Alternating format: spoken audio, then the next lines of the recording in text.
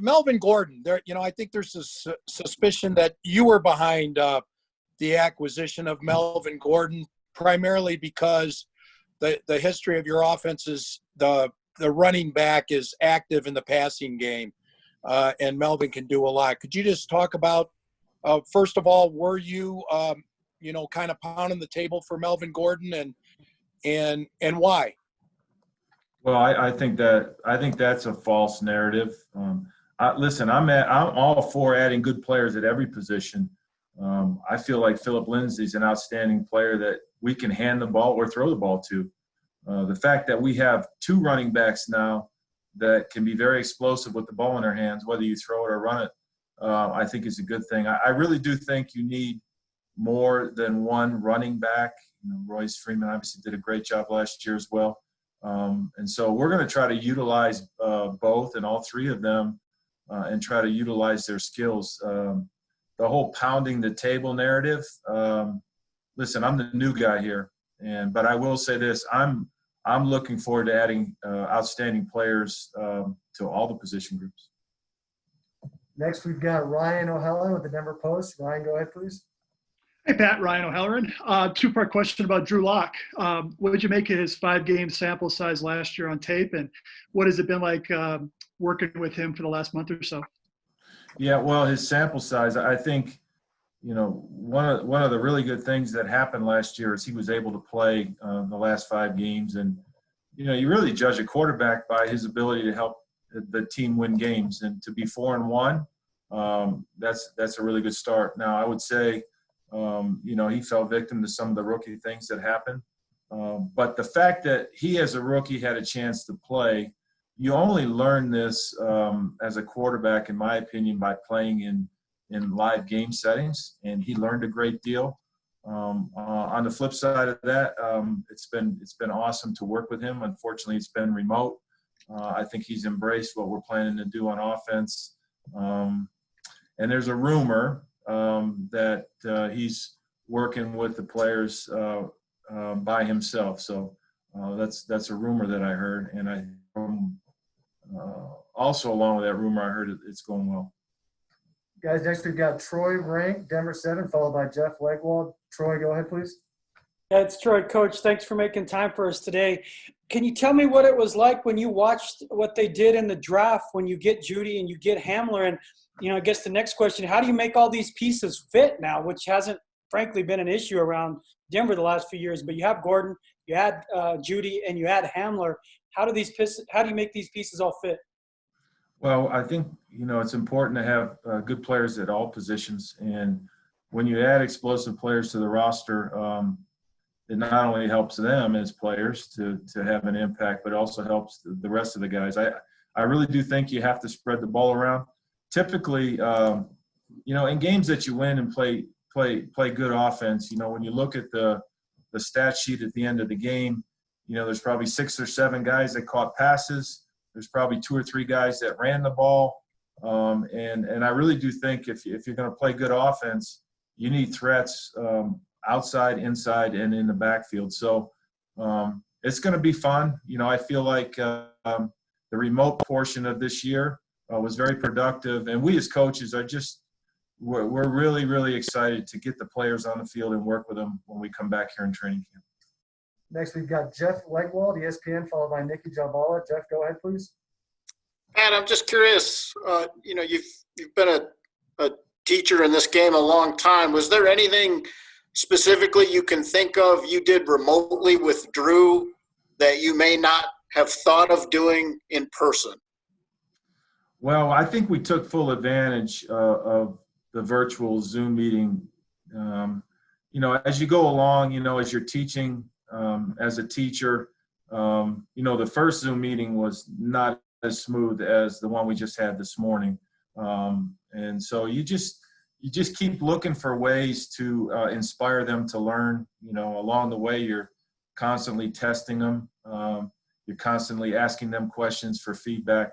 The downside to Zoom, in my opinion, is unlike being in a teaching setting where you're together, is you can't see sometimes their body language. Sometimes a guy might not ask a question and he has a question because you can see his body language. So some of the stuff that just as an educator you would see in person, you don't see. But I was very impressed. He was able to keep up with the installations when he and the rest of the quarterbacks and Mike and I would sit down and just generally talk concepts. I think he's got a really good feel for the game. He's developing a good feel for what we want to do. Again, if the rumor is true that he's, throwing to our players, then I think he's learning something there, and we'll just try to put it all together here come July. Next, we've got Nikki Javala with The Athletic, followed by Zach Stevens. Nikki, go ahead, please. Pat, it's a two-part question. The first being, when you came to Denver and you started looking at what the Broncos did last season and what some of their needs were, what was your priority in kind of remaking the offense? And then secondly, with such a young group, a new group, is there any concern on your part about the limited on-field time? Yeah, I think the process I went through when I got here is I sat down and I tried to listen to the coaches and watch every snap that they did last year. And then, there were some things that they did well on offense last year that tactically we will continue to do. And then you kind of add that to the stuff that will be new. And so that was the starting point. And then listen to the coaches speak. When you're dealing with really two worlds, I don't want to say collide, as two worlds come together, last year's world and then my experience, there's always things you can add that can help the players be successful tactically. I think also you want to listen to the line coaches so that, if some of the calls can be the same. And so there's some familiarity. So it's not totally new. There's going to be a great deal of new stuff, but there's something that they can, they got memory, they got reps in the bank from last year that'll be helpful moving forward. Next, we've got Zach Stevens with DNVR, followed by Eric Dalala. Zach, go ahead, please. Hey, Pat, Zach Stevens here. What will that dynamic be like between Phillip Lindsay and Melvin Gordon? Is it going to be a hot hand approach, or will they have specific roles going into each game? No, they'll have specific roles. And, I think there's, this is probably our second or third question with regard to those two players. I think there's times when they can both be on the field at the same time. There's times when, one or the other will be on the field. And I think they share the same skill set in terms of, when you're a running back, you have to obviously be able to run the ball effectively, which they both can do, whether we're running the ball inside or outside. You have to, be aware enough and physical enough to pass protect, to protect the quarterback. And then, when we choose to throw you the ball, whether you're primary or you're the outlet, you need to be able to catch the ball and do something with it. And I think both those players that we're mentioning, not to mention the other runners we have on the team, they can do all three of those things. And then, what separates a running back, and both those players have it, Phillip as well as Melvin, Royce, and really all the backs, is you got to have some collision balance.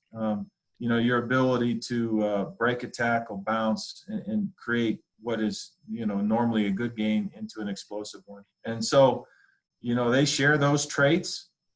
They've both been very productive in this league, and we intend to use both of them.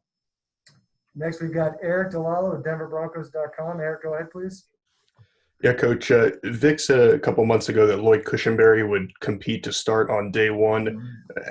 How's he been doing, and kind of what are the challenges there for him as a rookie to try to learn the system and be ready to go without these OTA reps? Yeah, I think number one, he's been doing an outstanding job. He's very smart. He's very intuitive. You can tell talking to a player. You can see why he plays center, because obviously, they handle a lot mentally up front. And he did a great job last year at LSU. And he's really impressed us with how smart he is and, his football awareness. So that's the starting point. I can't tell you how hard it's going to be for him to start. This is a unique year. The only thing I would compare this to, obviously, was the lockout year. where in that year we didn't even have the virtual stuff. So a lot of us being our players for the very first time if you were new staff. But he's impressed us. We feel like, we got to see him. We got to see him compete. We got to see him work. And once they get out there and start doing it, we'll see how quickly he can master it. Guys, we got time for a few more. We'll go next to Ryan O'Halloran with the Denver Post. Ryan, go ahead, please. Hey, Pat, ask you about two players. What does the next step look like for Cortland Sutton? And also, what'd you see on tape from Graham Glasgow to say he's a fit for what you want to do? Yeah, well, first, Cortland, obviously, very dynamic player. He can make plays down the field, which I think is so important for a receiver, of his size. But he runs good short and intermediate routes as well. I got to meet him for the first time this past weekend. And, I'm really looking forward to working with him. I've seen him obviously every morning on the Zoom meetings, and he's got great questions. He's got a great feel for the game. And I'm anticipating he's going to kind of pick up where he left off a year ago. Graham Glasgow, he is a solid football player, and he's been very, very productive. I've watched him play throughout his career. My years in Minnesota, watching him. And when he was available and, he decided he wanted to come here, we were thrilled. He's an interior player that has done an outstanding job. And when you can bring a guy that's done it very well for a very long time and add him to your lineup, I think that'll be helpful. So that experience there will help us, along with the fact that he's an outstanding pass blocker as well as a run blocker. Last one, Nikki Javala. Nikki, go ahead, please. Just going back to my second question earlier, with such a young offense, is there any concern in your mind about the limited on-field time before training camp, if training camp starts on time? Gosh, I'm sorry you had to re-ask that. No, totally fine. Better. I'm not, I guess obviously I would be less concerned if we were able to practice and you could, I'd have a better feel for the players. I think it's about the players and putting them in the best position to be successful. I do feel with the amount of practice time you have during training camp, we'll get a feel for what they can and cannot do. And, we'll try to, what you don't have the benefit of, and we've all done this as coaches, there's not a lot of play tryout.